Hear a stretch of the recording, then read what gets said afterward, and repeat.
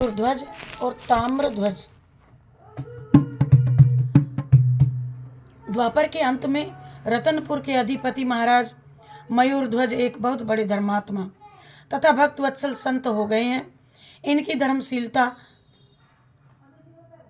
प्रजावत्सलता एवं भगवान के प्रति स्वाभाविक अनुराग अतुलनीय ही था।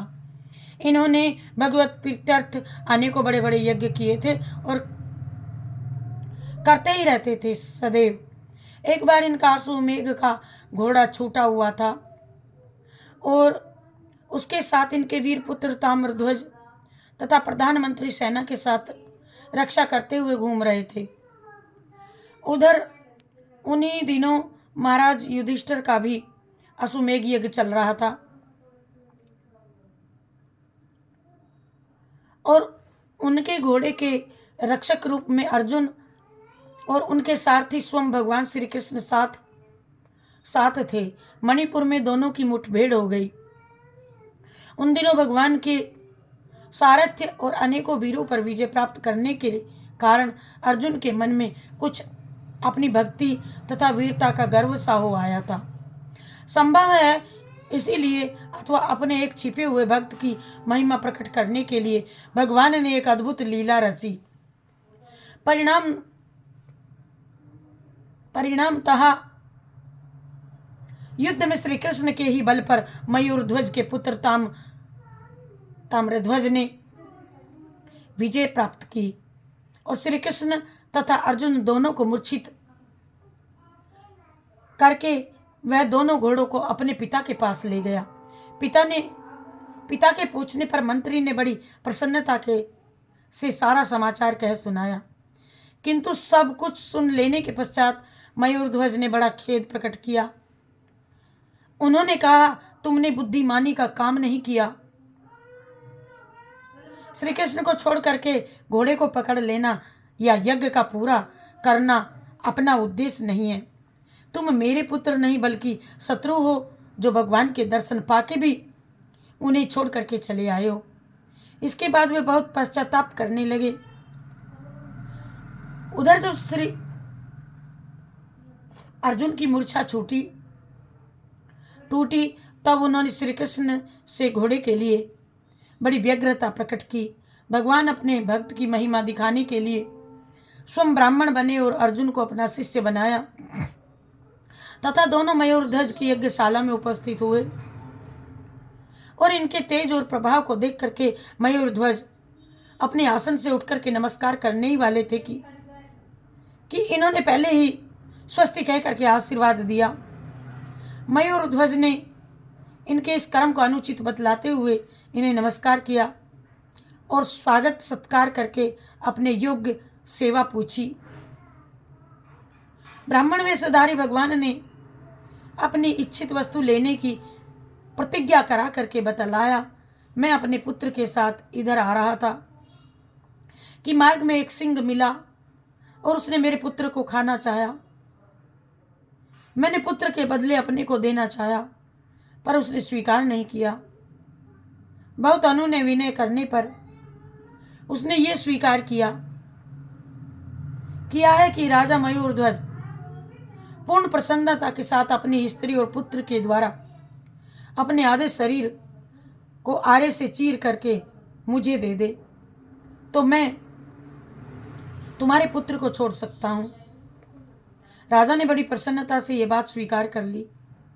उन्हें ऐसा मालूम हुआ कि इस वेश में स्वयं भगवान ही मेरे सामने उपस्थित हैं। ये बात सुनते ही संपूर्ण सदस्यों में हलचल मच गई और साध्वी रानी ने अपने को उनका आधा शरीर बतला करके देना चाहा पर भगवान ने दाहिने अंश की आवश्यकता बतलाई और पुत्र ने भी अपने को पिता की प्रतिमूर्ति बता करके सिंह का ग्रास बनने की इच्छा प्रकट की, पर भगवान ने उसके द्वारा चीरे जाने की बात कह करके उसकी प्रार्थना भी अस्वीकार कर दी। अंत में 2 खंबे गाड़ करके उनके बीच में हंसते हुए और उच्चासर से भगवान के गोविंद, मुकुंद, माधव आदि मधुर नामों का सस्वर उच्चारण करते हुए मयूर ध्वज बैठ गए और उनके स्त्री पुत्र आरा लेकर के उनके सिर को चीरने लगे। सदस्यों ने आपत्ति करने का भाव प्रकट किया, परंतु महाराज ने यह कह करके कि जो मुझसे प्रेम करते हो, मेरे भले को चाहते हो, वे ऐसी बात न सोचे, सबको मना करा दिया। जब उनका शरीर चीरा जाने लगा आरे से, तब उनकी बाईं आंख से आंसू की एक बूंद निकल पड़ी, जिन्हें देखते ही ब्राह्मण देवता बिगड़ गए और ये कह करके चल पड़े कि दुख से दी हुई वस्तु मैं नहीं लेता हूं। फिर अपनी स्त्री की प्रार्थना से मयूरध्वज ने उन ब्राह्मण को बुला करके बड़ा आग्रह किया और समझाया कि भगवान, आंसू निकालने का ये भाव नहीं है कि मेरा शरीर काटा जा रहा है, बल्कि बाईं आंख से आंसू निकलने का ये भाव है कि ब्राह्मण के काम आकर के दाहिना अंग तो सफल हो रहा है, परंतु बायां अंग किसी के काम ना आया। बाईं आंख के खेद का बस यही कारण है। अपने परम प्रिय भक्त मयूरध्वज का ये विशुद्ध भाव देख करके भगवान ने अपने आप को प्रकट कर दिया। शंख चक्र गदाधारी चतुर्भुज, पीतांबर पहने हुए मयूर मुकुटी, प्रभु ने अभयदान देते हुए उनके शरीर का स्पर्श किया और वे स्पर्श पाते ही मयूरध्वज का शरीर पहले की अपेक्षा अधिक सुंदर, हष्ट पुष्ट और बलिष्ठ हो गया। वे भगवान के चरणों पर गिर करके स्तुति करने लगे। भगवान ने उन्हें सांत्वना दी और वर मांगने को कहा। उन्होंने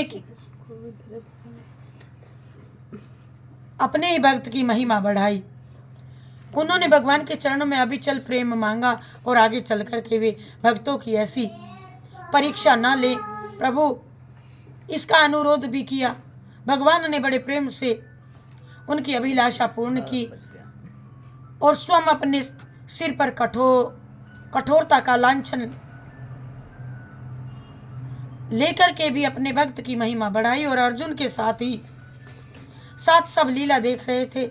उन्होंने मयूरध्वज के चरणों पर गिर करके अपने गर्व की बात कही और भक्त वत्सल भगवान की इस लीला का रहस्य अपने घमंड को चूर करना बतलाया। अंत में 3 दिनों तक उनका आतिथ्य स्वीकार करने के पश्चात घोड़ा लेकर के वे दोनों चले गए और मयूरध्वज निरंतर भगवान के प्रेम में छके रहने लगे, भजन भक्ति करने लगे।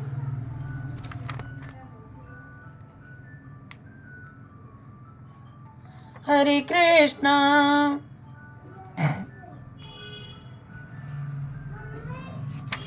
मयूरध्वज एवं ताम्रध्वज, मयूरध्वज ताम्रध्वज भक्त, ये आपको सुना। जय